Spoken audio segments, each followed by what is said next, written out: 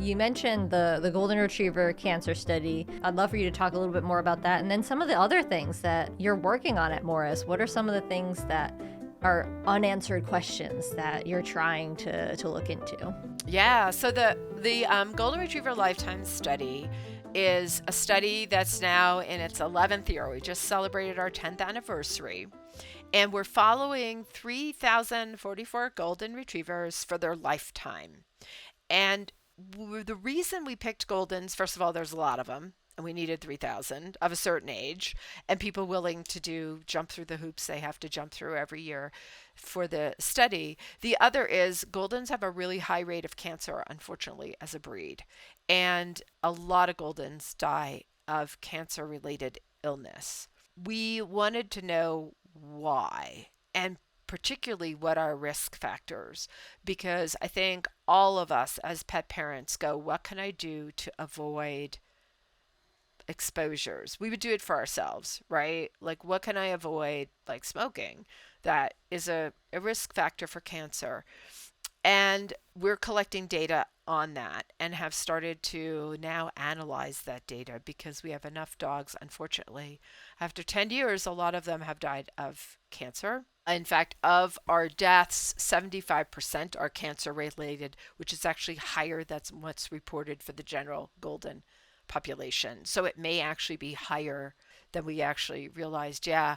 So we're looking at that and starting to, we have somebody, it's really exciting, is doing a study that's going to look at toxin exposures and the dogs. We've done a preliminary study where they saw where the dogs who had developed lymphoma, which is one type of cancer that's really common, where they lived, and they tried to look at, like, do you have a Superfund site near you or whatever? And right now they didn't find a big relationship in total between environment and cancer, but there's a trend for one subtype of the most common subtype of lymphoma in dogs, maybe. So this next study is going to build on sort of the same group of people. They're going to take a bigger dive, and they're actually looking at pee and blood, because a lot of times in urine you'll excrete certain substances that are associated with toxin exposures in the environment.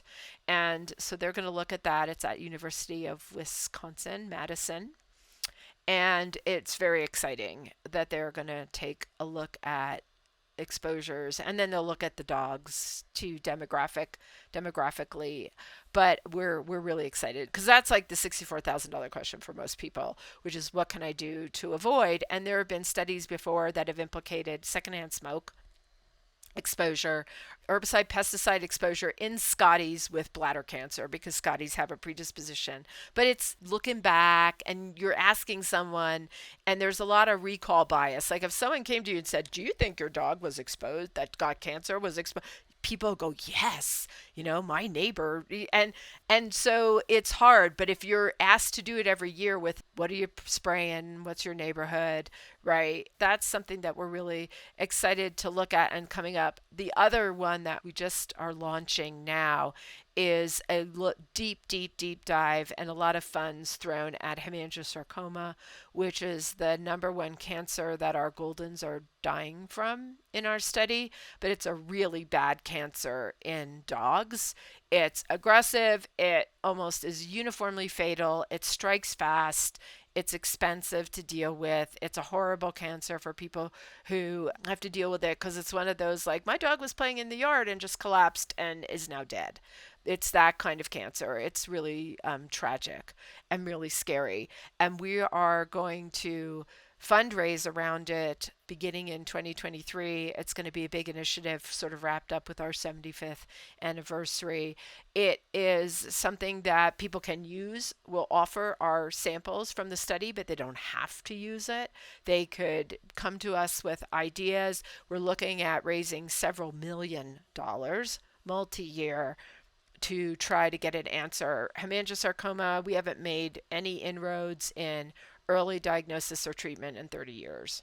And it's not for people not trying.